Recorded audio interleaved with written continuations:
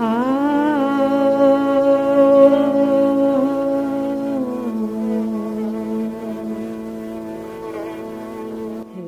गणेश गडकरी यांचं एकच प्याला हे नाटक पुण्याच्या एका संस्थेतले जे उर्दू साहित्यिक त्यांना त्याचा अनुवाद करायला सांगितला होता. एक ही जाम असं त्याचं नाव होतं. त्या नाटकाच्या वेळेला एक काव्य सुरुवातीला जे केलेलं होतं उर्दू हिंदी भाषेतलं, तर ते मी गाणार होते. तर ह्या सगळ्या गाण्यांचं संगीत दिग्दर्शन केलं होतं शशीताईंनी आणि ते गाणं सुरुवातीला मी गायले होते. आमच्या मुंबईच्या संस्थेतर्फे ते सादर करण्यात आलं होतं. तर ती पहिली चाल जे मी गाणार होते ती त्यांनी शशीताईंनी लावली होती आणि मी गायले. आणि मला सांगायला गंमत वाटते की त्यांनी मला सर्टिफिकेट दिलं की मी जशी चाल लावली तशी गाणारी ही मधुवंती अशी कलाकार आहे. असं जे त्यांनी म्हटलं ते मला खूपच आनंद झाला की संगीतकारांनी आपल्याला असं सर्टिफिकेट द्यावं. आणि मग गझल हा विषय माझ्याही खूप आवडीचा असल्यामुळे अशा तऱ्हेने त्यांच्याशी ओळख होत गेली आणि भेटी होत राहिल्या पुढे.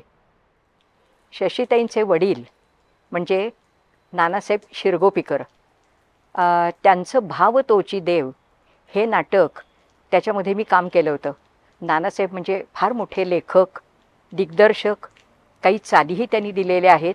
आणि भावतोची देव या नाटकात मी आणि माझे पती मोहन दांडेकर आम्ही संत एकनाथ आणि त्यांची पत्नी गिरिजा अशा भूमिका आम्ही दोघांनी केल्या होत्या.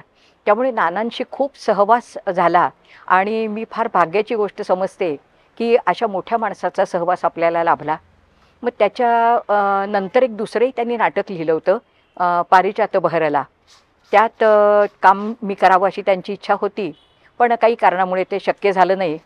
पण पुढे जेव्हा आमची शशीताईंशी माझी ओळख झाली त्यामुळे हा एक फार मोठा समान दुवा होता आमच्या दोघींच्यामध्ये. आणि मग आमच्या जेव्हा भेटी व्हायच्या त्यावेळेला त्या गप्पांमध्ये नाना, त्यांची नाटकं, आणखीन इतर नाटकं पण असे आमचे खूप कॉमन विषय होते. हा एक मोठा भाग.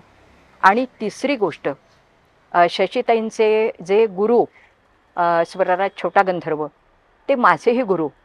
आणि त्यामुळे त्यांनी आपल्याला काय काय शिकवलं, त्यांच्या बंदिशी, त्यांच्या चाली आणि मग त्यातला एक गोडवा किंवा ते जे काही सगळं संगीत वैभव होतं तर ते आम्ही दोघींनीही पाहिलेलं असल्यामुळे आमचा तो एक गप्पांचा कॉमन विषय असायचा. आणि या सगळ्यामुळे आमची दोघींची वेवलेंथ छान जुळली. आणि मग त्याच्यानंतर प्रत्यक्ष सारख्या भेटत नाही राहिलो तरीसुद्धा आमचा परिचय खूपच छान आणि जवळचा असा झाला.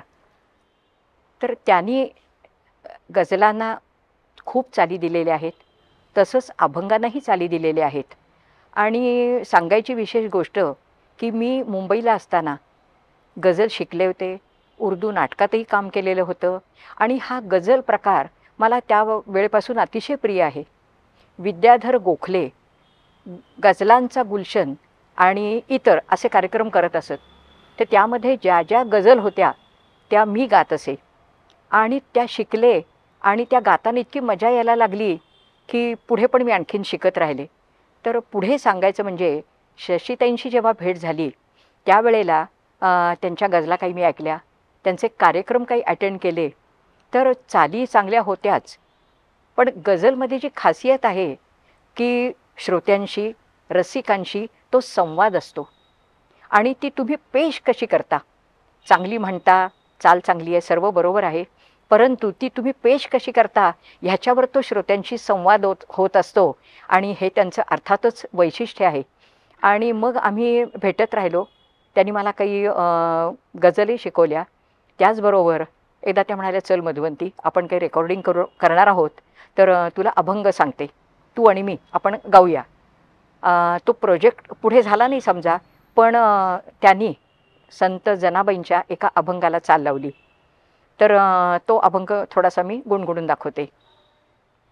संसारी सुखाचा नाही अनुभव, संसारी सुखाचा नाही अनुभव, म्हणून या देव, म्हणून या देव आठवावा, म्हणून या देव आठवावा,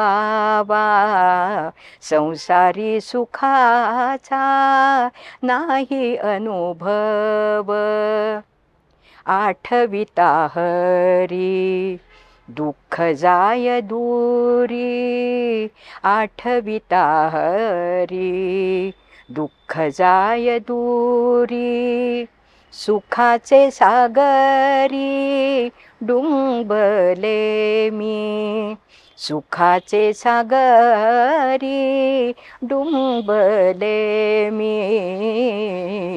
संसारी सुखाचा नाही अनुभव, संसारी सुखाचा नाही अनुभव. शशीताईंबद्दल किती सांगायचं. त्या अतिशय माणूसप्रेमी आहेत. त्याच्यानंतर कलाप्रेमी, कलासक्त अशा आहेत. म्हणजे त्यांचा उत्साह आजही तेवढाच आहे. आणि आपल्याकडे लोक यावेत आणि त्यांनी शिकावं आपल्याकडून असं त्यांना फार वाटतं. आणि ते त्यांचं काम चाललेलं मी फार दिवसापासून पाहते. किती त्या तळमळीने शिकवत असतात की अरे मी सांगते तुम्हाला अमुक वेळेला या, असं नाही, वेळेचं बंधन नाही, तुम्ही या आणि शिकून घ्या. गझल कशी गायची, त्याचे उच्चार कसे करायचे आणि ती पेश करण्याच्या काय खासियत आहेत त्या सगळ्या खूप आनंदाने सांगत असतात. तर त्यामुळे त्यांच्याबरोबर स्वतः कार्यक्रमही करतात. म्हणजे नवीन कलाकार तयार करणं हा एक फार मोठा गुण आहे त्यांच्याकडे. आणि माणसं आपल्याकडे यावीत, गप्पा माराव्या. म्हणजे खूप आम्ही बरोबर जायची इच्छा असली, फिरायची वगैरे जरी नसली तरी आम्ही एकत्र बसून खूप वेळ गप्पा मारू शकतो. आणखीन एक विशेष सांगायचे म्हणजे त्यांचे जे गुरु आधी त्या किशोरीताईंकडे शिकल्या, किशोरी आमोणकर, आणि मगाशी मी उल्लेख केला तसं स्वरराज छोटा गंधर्व यांच्याकडे. तर त्या इतक्या म्हणजे चांगल्या शिष्य आहेत त्या. तर त्यामुळे काय गुरुकडनं कसं शिकावं आणि ती विद्या ते जर आपल्याला एवढे देतायत मुक्त हस्तानी, तर त्याच्यावर कसं प्रेम करावं, ती कशी शिकावी, तर त्या आजसुद्धा ते गातात. स्वरराज छोटा गंधर्व हे आमचे दोघींचे गुरु. त्यामुळे तोही एक आमचा कॉमन विषय असतो. आणि मग खूप भरभरून दादांच्या विषयी आठवणी, त्यांनी काय काय सांगितलं असं परत एकदा आमची उजळणी होते ती. आणि एकदा काय झालं, काही दिवसापूर्वी छोटा गंधर्वांवर एक कार्यक्रम करावा असं आम्ही दोघींनी ठरवलं. शशीताईंनी सुचवलं. आणि मग तो कार्यक्रम काय स्वरूपाने करायचा, तर त्याच्यामध्ये त्यांचं रागदारी संगीत, उपशास्त्रीय संगीत आणि इतर नाट्यपदं त्यांनी जी आम्हाला शिकवली. कारण नाटकातली तर अनेक पदं मला दादांनी शिकवली. तर अशा तऱ्हेने त्यात काय गायचं या सर्व गोष्टींसाठी आमच्या बैठकी होत राहिल्या. त्यामुळे आम्ही दोघी आधी भेटत असू. मग त्याच्यानंतर साथीदारांना बोलावून, तर खूप एक आनंदाचा असा काळ होता तो. आणि मग तसा आम्ही कार्यक्रम सादर पण केला. लोकांची खूप दाद मिळाली. तर हा अशा तऱ्हेने आमचे दोघींचे खूप कॉमन विषय असल्यामुळे एक छान आनंदात वेळ जातो आमचा. आणि ही त्यांची स्वभाव वैशिष्ट्य ही सगळी मला त्यावेळेला दिसून आली. म्हणजे त्यांचं एक कॉलेज विश्व, एक त्याच्यानंतर काव्य विश्व, गझल विश्व आणि हे आपल्या गुरूंविषयीचं प्रेम, त्यामुळे हे संगीत विश्व, असं त्या सर्वांगाने समृद्ध असं व्यक्तिमत्व आहे. आणि अशी व्यक्तिमत्व आपल्याला मिळतात, त्यांच्या सहवासात राहायला आपल्याला मिळतं. ही मला स्वतःला फार आवडणारी अशी गोष्ट आहे. शशीताईंकडून मला खूप प्रेम मिळालं, मैत्री आमची दोघींची छान झाली.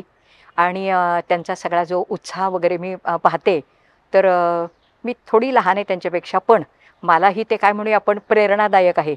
तर मी देवाजवळ असंच मागेन आता की त्यांची ही हौस, त्यांचा उत्साह, संगीताची जी काही त्यांची आराधना चालू आहे, तर ती अशीच चालू राहू दे. आणि त्यासाठी त्यांना खूप उत्साह मिळू दे. परमेश्वर त्यांना असंच आरोग्यपूर्ण आयुष्य देव आणि असंच त्यांच्याकडून नवीन नवीन आपल्याला ऐकायला मिळत राहो.